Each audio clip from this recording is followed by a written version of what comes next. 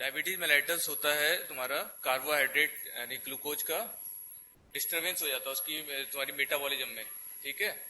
तो उसमें क्या होता है कि इंसुलिन सिक्रीशन या फिर डिफेक्टिव हो जाता है, जैसे टाइप 1 डायबिटीज मेलाइटस में होता है। इंसुलिन हमारी जो बीटा सेल जो प्रोड्यूस करती हैं वो डिस्ट्रक्शन ऑफ बीटा सेल्स हो जाता है, ठीक है, ड्यू टू ऑटोइम्यून एड्रेनालाइटिस, ठीक है। कोई इन्फेक्शन हो गया, वायरल इन्फेक्शन जो ससेप्टिबल इंडिविजुअल होते हैं उनमें हो जाता है, तो बन नहीं पाता है इंसुलिन।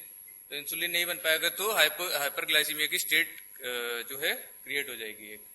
या फिर टाइप 2 में जो होता है इंसुलिन रेजिस्टेंस क्रिएट हो जाती है, तो उसकी वजह से भी हमारा इंसुलिन मेटाबॉलिज्म डिफेक्टिव हो जाती है, कार्बोहाइड्रेट मेटाबॉलिज्म डिफेक्टिव हो जाती है। तो ओल्ड क्लासिफिकेशन हमारा था टाइप 1 इंसुलिन डिपेंडेंट कहते थे, टाइप 2 को नॉन इंसुलिन डिपेंडेंट कहते थे, लेकिन ऐसा नहीं है। अब जो है दोनों ही इंसुलिन देना पड़ता है कई बार जब कंट्रोल नहीं हो पाता है। ओबीज, नॉन ओबीज, और ये मोदी था पहले, अभी भी है मोदी, और impaired glucose tolerance and gestational diabetes mellitus. New classification by WHO is based on aetiology not on type of treatment और age of the patient. Type 1 में beta cell destruction absolute insulin deficiency होती है इसमें, ठीक है, तो इसका treatment one and only insulin ही होता है। दूसरा डाइटरी मॉडिफिकेशन, ठीक है, लीन थीन पेशेंट होता है। टाइप 2 में ओबीज पेशेंट होता है, ओल्ड एज होती है जनरली 40, 50, 60 ईयर्स का। टाइप 1 में यंग पेशेंट होता है। Type 2 predominant insulin resistance with relative insulin deficiency, predominant secretory defect with insulin resistance। Other specific type में genetic effect of beta cell function, MODY हो गया, maturity onset diabetes of the young. इसमें क्या होता है, OHA effective होती है, metformin देते हैं हम इसमें, ठीक है, लेकिन यंग में है, यंग में OHA जनरली देते नहीं है। टाइप 1 डायबिटीज मेलाइटस में इंसुलिन ही देते, लेकिन मोदी जो होता है इसमें हमारी OHA दी जा सकती है, ठीक है। इन्फेक्शंस हो गई, formerly called insulin dependent diabetes mellitus और juvenile diabetes. Type 1 diabetes mellitus character है lower absent level of endogenously produce insulin. तो उसमें शुरुआत में जो है लो होता है, बाद में जो है बिल्कुल ही एंड हो जाता है, बिल्कुल एब्सोल्यूट डेफिशिएंसी हो जाती है इंसुलिन की। Most common endocrine disorder of childhood and adolescence, the onset occur predominantly in childhood with 2 peak 1 5 to 7 year and at puberty, but it may present at any age. तो ये present करता है diabetic कीटोएसिडोज में। जो young patient आते हैं हमारे पास आते हैं, बिल्कुल उनको पता नहीं होता है कि उनको डायबिटीज है। जब वो हॉस्पिटल आएंगे तो डीके की स्टेट में आते हैं और फिर उनको डायग्नोस होता है कि ये तो डायबिटीज है इसको ना, ठीक है। If mother has type 1 diabetes mellitus, risk in child is 2%. If father is affected, risk is 7%. In a sibling of the index cases, HLA association मिलती है एक्चुअली इसमें ना, ठीक है। The natural history include distinct stages. Initiation of autoimmunity, preclinical autoimmunity with progressive loss of beta cell function. तो शुरुआत में जो बीटा सेल है वो रहेंगे, धीरे धीरे डैमेज होते हैं, जब पूरे एंड हो जाएगा तो उसकी जो है एब्सोल्यूट डेफिशिएंसी ऑफ इंसुलिन हो जाएगी उसको। ट्रांजिएंट रिमिशन, हनीमून पीरियड होगा, उस समय उसको कुछ नहीं होगा, बाद में डीके में प्रेजेंट करेगा, फिर उसको डायग्नोस होगा, ठीक है। उसके बाद उसका ट्रीटमेंट जो है इंसुलिन ही होता है। टाइप 1 डायबिटीज मेलाइटस इंसुलिन ही देना है हमने, अलग अलग रिजीम होती है उसके हिसाब से उसको देंगे। क्लिनिकल प्रेजेंट है diabetic ketoacidosis, most common present है paediatric. Classical symptom triad polyuria, polydipsia and weight loss. Accidental diagnosis होती है, देखो मैंने कहा था भी एक्सीडेंट, उसमें क्या होता है कि अब पेशेंट आया, उसको डायबिटीज थी, पहले से थी, अचानक से कोई इन्फेक्शन हुआ, ठीक है, उसकी बीटा सेल डिस्ट्रक्शन हो गई वायरल इन्फेक्शन की वजह से, तो उसको एब्सोल्यूट इंसुलिन डेफिशिएंसी हो गई। उसके बाद वो डायबिटिक कीटोएसिडोसिस की स्टेज में जो प्रेजेंट करके फिर वहां पे आएगा डिहाइड्रेशन में, ठीक है। In symptomatic polydipsia polyuria weight loss children random plasma glucose more than 200 milligram is diagnostic normally. और जो टाइप 2 डायबिटीज मेलाइटस उसमें भी यही लेवल रहता है, रैंडम अगर सिम्टम्स आ रहे हैं प्लस रैंडम ब्लड शुगर तुम्हारा 200 से ऊपर है तो डायग्नोस्टिक है कि इसको डायबिटीज है, ठीक है। HbA1c level more than equal to 6.5%। Modified OGTT, इसमें ओरल ग्लूकोज टॉलरेंस टेस्ट कराते हैं। एसिम्प्टोमेटिक चिल्ड्रन अगर हाइपर, तुम्हारा OGTT में एक तो फास्टिंग है, अगर 126 या उससे ज्यादा है, दूसरा पोस्ट पेरेंटल 2 आवर वाला 200 से ज्यादा है, तो वही RBS और सिम्टम के साथ जैसा हो गया। सिम्टम होने भी जरूरी है, ठीक है। ट्रीटमेंट एलिमेंट है, एजुकेशन देनी है उसे, भाई तुम्हारी जो बीमारी है ठीक हो सकती है ना। अगर वो सही से ट्रीटमेंट लेगा तो काफी लॉन्ग टर्म तक उनको कोई एप्लीकेशन नहीं होती है, ना डीके होता है, कुछ नहीं होता है, ठीक है, आराम से रहते हैं वो, काफी लॉन्ग लाइफ से मैंने अच्छा रह लेते हैं। लेकिन जो बार बार कॉम्प्लिकेशन में प्रेजेंट करते हैं, इंसुलिन नहीं लेते हैं या फिर जो इंसुलिन प्रिस्क्राइब करी गई है वो नहीं लेते हैं, ठीक है। जैसे इंसुलिन रेगुलर का एक्शन मोस्टली 4 to 6 आवर होता है, और जो हम लोग देते हैं मिक्स स्टार्ट देते हैं, मिक्स स्टार्ट में एनपीएच प्लस रेगुलर दोनों होती हैं, तो उसका जो एक्शन होता है वो 10, 12 आवर 8 ऐसे होता है, तो बीडी डोज में चल जाता है। लोग क्या करते हैं कि जो मिक्स स्टार्ट होता है उसको छोड़ देते हैं और रेगुलर लगाने लगते हैं, क्योंकि वो थोड़ा सस्ती पड़ती है तो उनको पता नहीं होता, फिर वो डीके में फिर से प्रेजेंट करते हैं, ठीक है, क्योंकि उतने समय के लिए उसकी जो है इंसुलिन की जो है डेफिशिएंसी हो जा रही है कि 4 आवर्स के लिए तो एक्शन हो रहा है और बाकी 8 आवर उसका कोई एक्शन नहीं हो रहा है। इंसुलिन थेरेपी को उसको एजुकेट करना है कि कैसे लगानी है इंसुलिन। एब्डोमेन में अम्ब्लाइकस के अराउंड लगानी पड़ती है और एक ही प्लेस पे बार बार नहीं लगाएगा, सर्किल बना के लगाएगा, ठीक है, एक बार इस प्लेस पे, फिर अपने हिसाब से जो है उसको एडजस्ट करेगा, अपने कहाँ कहाँ पे लगानी है उसको पेट में, तो एक ही जगह पे बार बार लगाने से, ठीक है, नेक्रोसिस होती है, फैट नेक्रोसिस। और फिर ग्लाइसीमिक कंट्रोल मॉनिटरिंग, उसको अपना रेगुलरली HbA1c कराना एवरी 3 मंथ में, एवरी 3 मंथ में उसको HbA1c कराते रहना है, वो तुम्हारा 7 से कम होना चाहिए, ठीक है। Diet and meal planning, diet तो बताने है उसको क्या क्या खाना है क्या नहीं खाना है। प्रिवेंशन है अर्ली डिटेक्शन ऑफ कॉम्प्लिकेशन।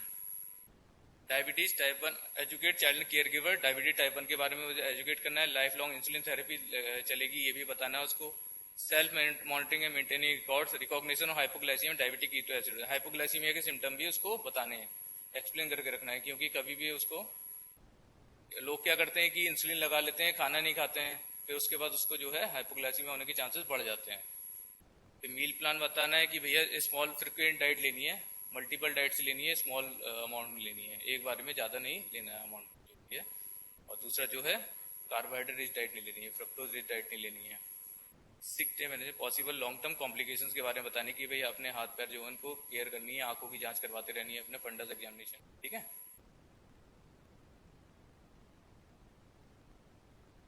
अब रैपिड एक्टिंग इंसुलिन और शॉर्ट एक्टिंग इंसुलिन होगी तुम्हारी लिस्प्रो, एस्पार्टग्लाइसिन, अल्ट्रा शॉर्ट एक्टिंग होती है, ये 5 मिनट में काम करने लगती है, इसलिए अराउंड 10 मिनट बिफोर जो है इसको देना पड़ता है, ठीक है। खाने से जो है ये वाली इंसुलिन जो है अराउंड 10 मिनट पहले देते हैं, और जो रेगुलर होती है उसको 30 मिनट बिफोर देते हैं। 2 to 4 आवर ये रहेंगी एक्शन रहेगा। Regular short acting insulin regular reaches the blood stream with in 30 minute after injection. Peak time peaks anywhere from 2 to 3 hours after injection. Duration effective for approximate 3 to 6 hours के लिए effective होती है। इसलिए लोग क्या करते हैं, जब चेंज करते हैं मिक्स स्टार्ट से अपने आप ही चेंज कर लेते हैं वो लोग, फिर उनको एब्सोल्यूट इंसुलिन डेफिशिएंसी की एक जो है क्रिएट हो जाता है उस समय। इंटरमीडिएट एक्टिंग इंसुलिन एनपीएच और लिंटे हो गए। Reaches the blood stream about 2 to 4 hour after injection. Peaks 4 to 12 hour later. Effective for about 12 to 18 hours. तो इसलिए ये बीडी डोज में प्रिस्क्राइब करी जाती है। एनपीएच को मिक्स स्टार्ट में जो है ना 2 मिला देते हैं हम लोग, एनपीएच और रेगुलर को, फिर उसको प्रिस्क्राइब करते हैं, जिससे कि उसको 12 आवर बीडी डोज में भी उसका काम चल जाए।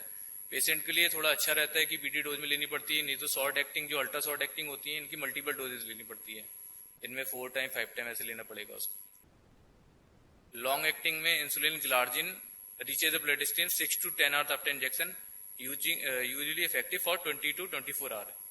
इसको हम लोग करते हैं बेसल इंसुलिन की तरह यूज करते हैं, एक लगा देते हैं सिंगल, रात में लगा दिए जैसे, ठीक है। उसके बाद जो है multiple subcutaneous injection of rapid regular insulin देते हैं उसको, ठीक है। तो ये एक उसको बेसल लेवल प्रोवाइड करती है कि 24 आवर्स के लिए उसके पास इंसुलिन है, तो वो डीके वगैरह कॉम्प्लिकेशन डेवलप होने की चांसेस कम हो जाएंगे उसकी। अब ये 40 यूनिट पर एमएल, 80 यूनिट पर एमएल, 100 यूनिट पर एमएल। अब किसी की रिक्वायरमेंट जैसे टाइप 2 डायबिटीज मेलेटस होता है तो रिक्वायरमेंट बहुत हाई आ जाती है, 80 यूनिट, 100 यूनिट, 150 यूनिट ऐसी रिक्वायरमेंट भी आ जाती है कई बार। तो उसमें क्या होता है कि हमें 100 यूनिट पर एमएल वाला जो इंसुलिन प्रिपरेशन है वो यूज करनी पड़ती है। अब ये insulin pump soluble insulin 500 unit पर एमएल में भी आने लग रहे हैं, क्योंकि 40 यूनिट पर एमएल देगा तो उसकी जो है वॉल्यूम जो है बहुत ज्यादा हो जाएगी उसके लिए, बार बार लगाएगा तो उसमें दिक्कत होगी उसको। टारगेट ब्लड ग्लूकोज रेंज है फास्टिंग में 90 to 145 डे, पोस्ट पेरेंटल 180 से कम होनी चाहिए। Aim to mimic natural pattern of insulin. Admission insulin admission subcutaneous using insulin syringes, pens और इंसुलिन पंप। अब यहाँ पे इंसुलिन सिरिंज से जनरली प्रिस्क्राइब करते हैं, कुछ लोग पेन यूज करते हैं। और dose DK with over symptom 0.8 to 1 unit per kg per day. DK का मैनेजमेंट थोड़ा अलग होता है, और उसमें क्या होता है कि जो इंसुलिन हम लोग देते हैं 0.3 to 0.7 यूनिट पर केजी के हिसाब से देते हैं, उसमें इसका 50% जो है उसको बेसल इंसुलिन के फॉर्म में देंगे, बाकी सब जो है बोलस की फॉर्म में देंगे, उसके प्रीपेरेंटल देंगे उसको, ठीक है। जितना भी उसका कैलकुलेट करके जो भी डोज आ रही है, कोई 60 kg का है तो अराउंड 35-40 यूनिट आएगी, तो 20 यूनिट उसको बेसल फॉर्म में दे देंगे, बाकी सब बोलस देंगे आने से पहले उसको। इंजेक्शन साइट्स हो गई ये 30-70, 2/3 dose 45 minute before breakfast and 1/3 dose 45 minute before dinner. Basal bolus regime with multiple daily injection, 30 to 50% total daily as one dose, long action large unit डेटेमेट देंगे, 3 to 4 doses of rapid acting H remainder यानी regular insulin देंगे उसको।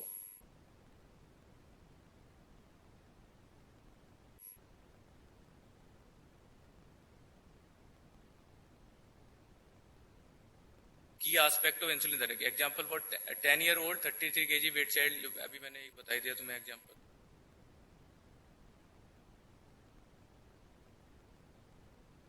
Monitoring, self monitoring of blood glucose, fasting before and 2 hours after meal during night. तो ये अब उसको अपने आप ही बोलेंगे, अब इतनी बार बार तो नहीं कर सकता है वो, तो 2 times भी करेगा तो बहुत है उसका। या शुरुआत में जो है बोलते हैं उसको मॉनिटर रेगुलरली करने को, बाद में जो है अपना कभी 15 days 20 days में अपना विजिट में चेक करता रहेगा वो।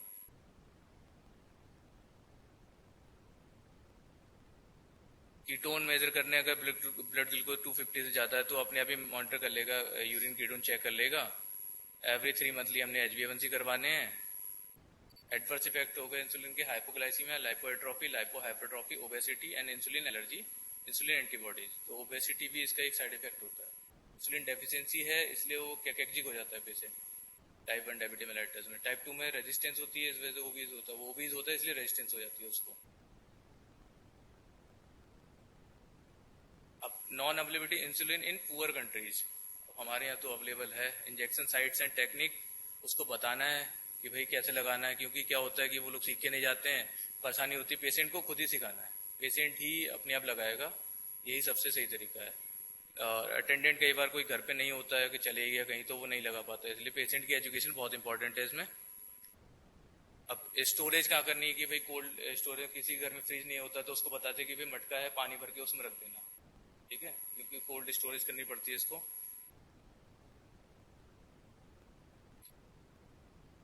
अब रिकॉग्निशन ट्रीटमेंट है, अब उसको क्या बोलेंगे कि ठंडा पसीना आ जाए, पैल्पिटेशंस हो जाए, ठीक है। अगर ऐसा होता है तो हाइपोग्लाइसीमिया का सिम्टम है, अपना आरबीए चेक करेगा, तुरंत कोई मीठी चीज खा लेगा, उसमें टॉफी वगैरह रखने को कहेंगे, उसने अपनी पॉकेट में रखना।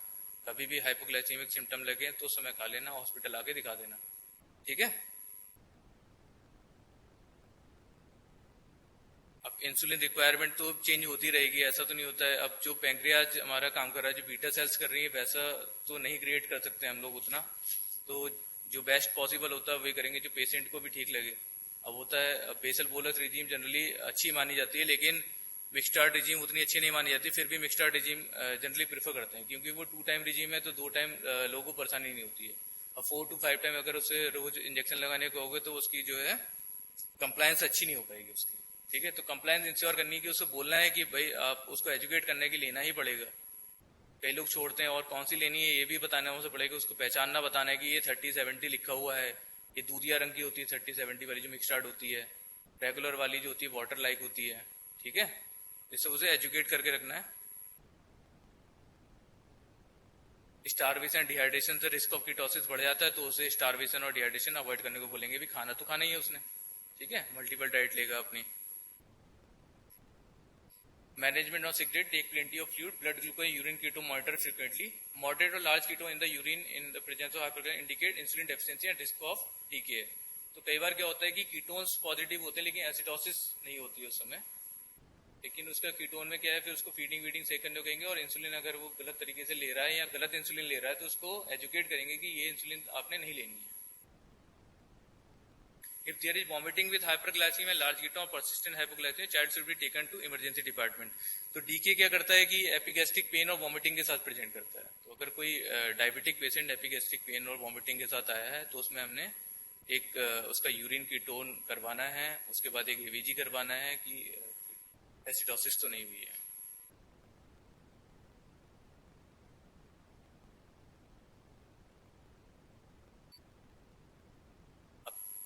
फ्रक्टोन बार बार चेक करने पड़ते हैं हमने, हम तो 2 टाइम्स चेक करते हैं जनरली, एक मॉर्निंग एक इवनिंग, बार बार भी उससे ज़्यादा बहुत ज़्यादा नहीं करना है, ठीक है।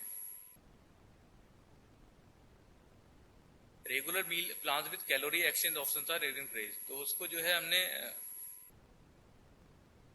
जो कॉम्प्लेक्स कार्बोहाइड्रेट है वो ज़्यादा दिलवाने हैं उसे, बजाय कि सिंपल कार्बोहाइड्रेट के, ठीक है। फ्रक्टोज ग्लूकोज ये सब चीज़ें जो कंटेनिंग रिच डाइट है उनको अवॉइड करेगा, वो आलू नहीं खाएगा, ठीक है, चीनी भी नहीं खाएगा, गुड़ नहीं खाएगा। कुछ लोग बहुत ज़्यादा जो है डायबिटीज़ वाले गुड़ खाते हैं, ठीक है, ये बहुत कॉमन है कि उनको लगता है कि इससे शुगर कम होती है, लेकिन ऐसा नहीं होता है, तो बढ़ेगी, एक ही चीज़ है। Avoid simple sugar in patient with split mix regime, 6 meals 3 major 3 mid meal, तो ये मल्टीपल उसको डाइट्स को खाने को बोलना है, स्मॉल डाइट लेगा।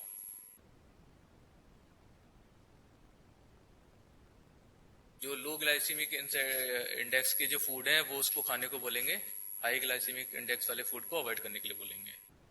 एक्सरसाइज, रेगुलर एक्सरसाइज करेगा, ठीक है, उससे क्या होता है कि इंसुलिन सेंसिटिविटी बढ़ती है पेरिफेरल डिसीज में, तो ये जनरली टाइप 2 डायबिटीज मेलिटस में ज़्यादा रहता है, लेकिन टाइप 1 में भी करने को बोलेंगे उसे।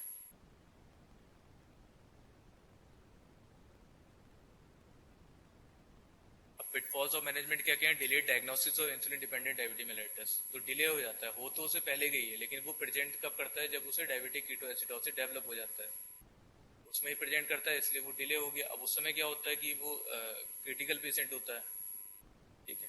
अब लोग रूटीनली तो चेक करवाते नहीं है कि वो यंग पेशेंट में कोई सोचता भी नहीं है कि इसको डायबिटीज होगा। जब वो डायबिटिक कीटोएसिडोसिस में प्रेजेंट करता है तब उसको पता लगता है कि भाई ये हो गया, और उस समय बहुत क्रिटिकल होता है, लेकिन मैनेज हो जाते हैं, ऐसा नहीं, फ्लूइड थेरेपी और इंसुलिन से काफी हद तक मैनेज हो जाते हैं। सोमोगई इफेक्ट एंड डॉन फिनोमेना होता है, सुबह हाइपरग्लाइसीमिया होता है, सोमोगई में क्या होता है, नाइट में हाइपोग्लाइसीमिया हो जाता है, फिर मॉर्निंग में फिर से हाइपरग्लाइसीमिया क्रिएट होगा, क्योंकि हाइपोग्लाइसीमिया से तुम्हारा क्या होगा, स्ट्रेस होगा, स्ट्रेस जो है स्ट्रेस हार्मोन रिलीज होंगे, तो उससे हाइपरग्लाइसीमिया हो जाएगा। डॉन में दोनों में मॉर्निंग हाइपरग्लाइसीमिया दोनों में होता है, लेकिन सोमोगई में जो होता है तुम्हारा रात में हाइपोग्लाइसीमिया हो जाता है, तो उसमें क्या करेंगे, उसकी इंसुलिन की जो डोज है वो नाइट वाली कम कर देंगे, और डॉन फिनोमेना में केवल हाइपरग्लाइसीमिया हो रहा है, तो इसलिए इंसुलिन की डोज बढ़ा देते हैं इसमें। कॉम्प्लिकेशन ऑफ डायबिटीज जो कि diabetic ketoacidosis, hypoglycaemia, hyperosmolar coma. Hyperosmolar coma generally type 2 में ज्यादा कॉमन होता है, और तुम्हारा इसमें जो शुगर रहती है मोर देन 600 रहती है, ठीक है। ओल्ड एज पेशेंट होते हैं, डिबिलिटेड होते हैं, इंसुलिन नहीं ले रहे होते हैं, या मतलब ड्रग नहीं ले रहे होते हैं अपनी, ठीक है। यूरिन कीटोन जनरली निगेटिव होता है, या 1+ ऐसे होगा, बहुत ज्यादा नहीं रहता है इसमें यूरिन कीटोन। और कोमाटोज होगा पेशेंट, कोमा उसमें भी रहता है, डायबिटिक कीटोएसिडोसिस में कई बार कोमाटोज हो जाता है, लेकिन पहचान जाते हैं, इजीली हो जाता है रिकॉग्नाइज।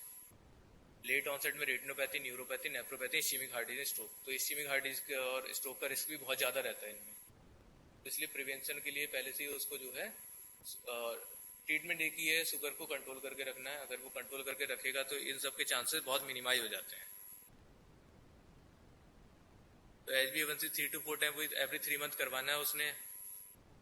न्यूट्रिशनल काउंसलिंग करवानी है, diagnosis 4 to 6 week later, then annually करवानी है। लिपिड प्रोफाइल करवाना है, ब्लड प्रेशर एनुअली आफ्टर, क्योंकि नेफ्रोपैथी हो जाती है उसे, डायबिटिक नेफ्रोपैथी होगी, उसमें क्या होता है कि नेफ्रोपैथी के बाद बीपी बढ़ने के चांसेस बढ़ जाते हैं, ठीक है।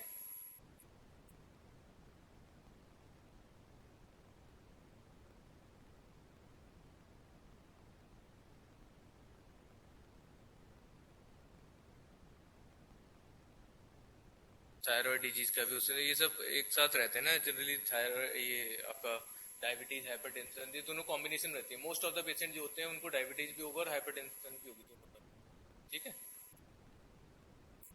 Diabetic ketosis DK life threatening complication diabetic mellitus occurs more commonly in children with type 1 diabetic mellitus than type 2, और टाइप 2 में भी बहुत ज्यादा पेशेंट आते हैं डीके में प्रेजेंट करते हैं। ऐसा नहीं है कि टाइप 1 में ही ये कॉम्प्लिकेशन है, क्योंकि टाइप 2 का नंबर भी बहुत ज्यादा रहता है पेशेंट्स का, काफी ज्यादा आते हैं पेशेंट उसके टाइप 2 के भी। टाइप 1 तो आता ही है, टाइप 1 तो प्रेजेंट ही ऐसे करता है diabetic ketoacidosis. DK in children defined as hyperglycaemia more than 300 in the presence of metabolic acidosis, blood pH less than 7.3, with serum bicarbonate level less than 15, and ketonemia, presence of ketones in blood। अब blood का तो urine serum ketone तो यहाँ पे नहीं करवाते हैं, वो होता भी नहीं है, यूरिन कीटोन ही देख लेते हैं, उससे आइडिया लग जाता है। उसके हिसाब से फिर एबीजी करा के हम ब्लड पीएच चेक कर लेंगे, बाइकार्बोनेट चेक कर लेंगे, कम है तो डायग्नोसिस हम उसकी बना देंगे। डायबिटिक कीटोसिस साइंस में nausea, vomiting, abdominal pain, fruity odour in breath, tachycardia. Fruity odour आती है कई बार, पेशेंट जो होते हैं अगर तुम वहां पे जाओगे उसके पास खड़े होगे तो तुम्हें उसकी स्मेल आ जाएगी अगर वो डायबिटिक कीटोएसिडोसिस में है तो, ठीक है। ऐसा नहीं है केवल किताबों की चीज नहीं है, सच में प्रैक्टिकल में भी होता है ऐसा ना, वहां पे मिलती है। Tachycardia, low volume pulses, hyper shock में आता है, impaired skin, shock like dehydration वाली स्टेज होती है ना, तो उसको डिहाइड्रेशन के जो जो फीचर्स होंगे सब मिलेंगे। तो उसको क्या करना है, हमने फ्लूइड थेरेपी देनी है। फ्लूइड उसको जो है उसकी कंडीशन देख के फ्लूइड ओवरलोड वगैरह में ना जाए उसके हिसाब से तो देते रहेंगे, 2-3 लीटर फ्लूइड देंगे, ठीक है। इंसुलिन भी साथ में चलाएंगे। अगर पोटेशियम लेवल तुम्हारा कम है, ठीक है, तो उसको नहीं देना इंसुलिन, पहले पोटेशियम को सप्लीमेंट करना है फिर पोटेशियम देंगे, ठीक है। तो स्मॉल रेस्पिरेशन मिलेगा।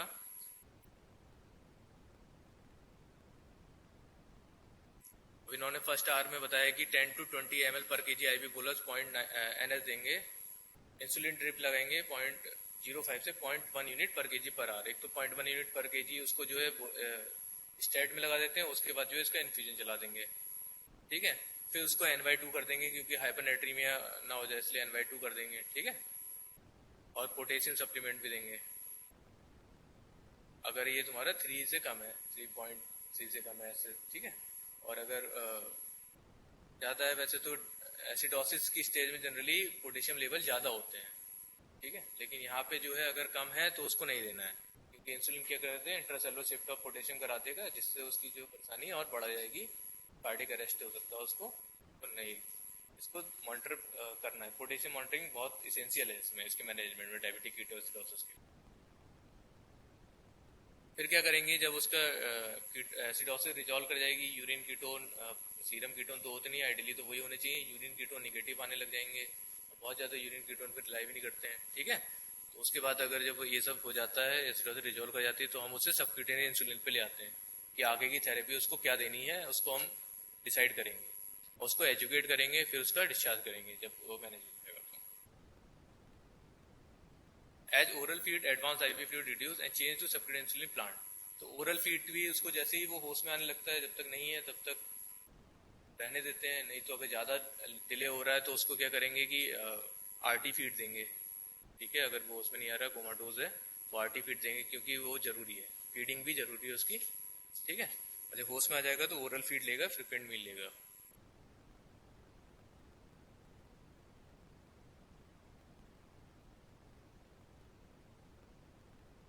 वही 0.3 to 0.7 यूनिट पर केजी के हिसाब से उसकी डिसाइड कर लेंगे टाइप 1 में। टाइप 2 में थोड़ी ज्यादा डोज होती है, तो 1 to 1.2 per unit per KG के हिसाब से उसमें होती है, ठीक है, टाइप 2 में। टाइप 1 में थोड़ी कम डोज रखेंगे। टाइप 2 में रेजिस्टेंस होती है, इस वजह से डोज ज्यादा होती है। डेफिशिएंसी दोनों में ही हो जा रही है, रेजिस्टेंस ज्यादा होती है तो रेजिस्टेंस में डोज ज्यादा भी देनी पड़ेगी, तो टाइप 2 की डोजेज होती है बहुत बहुत हाई पहुंच जाती है, इसलिए उसमें कंसंट्रेटेड प्रिपरेशन जो है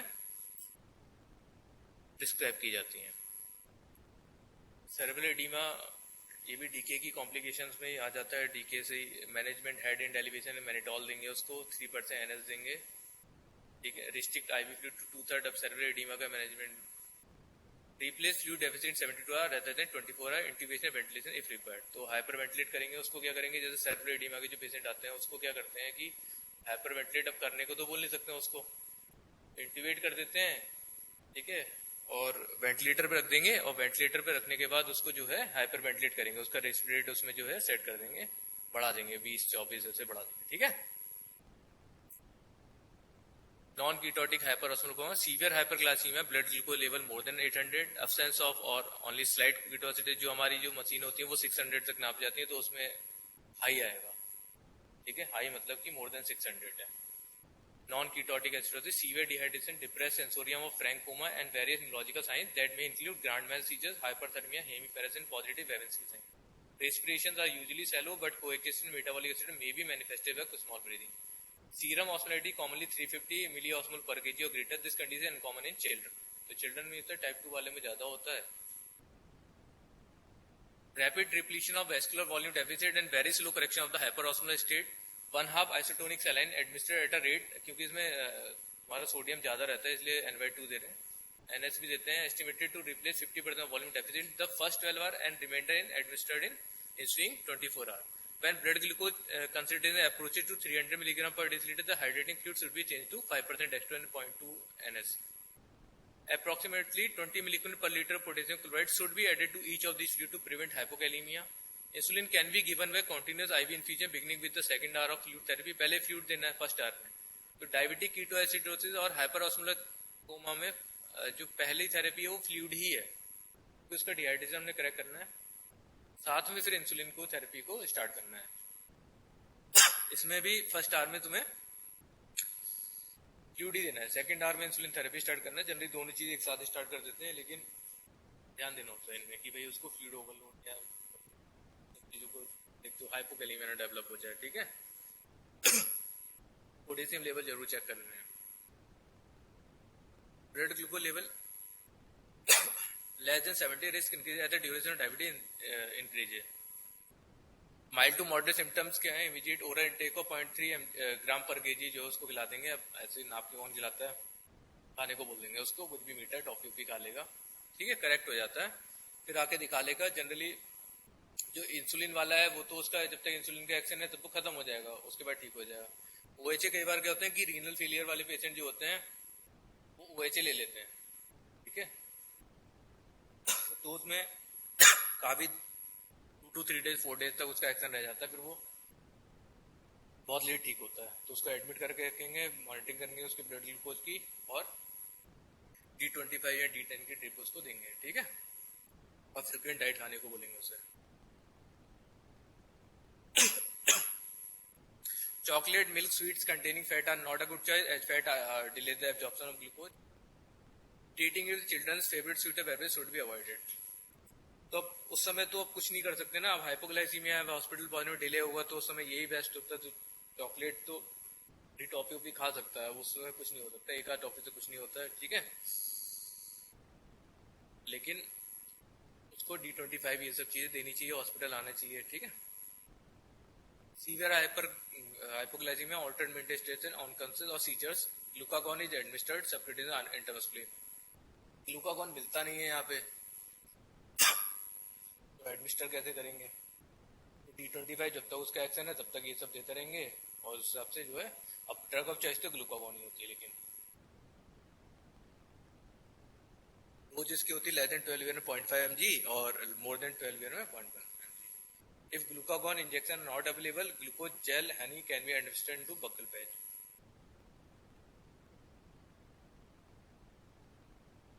ठीक है, thank you.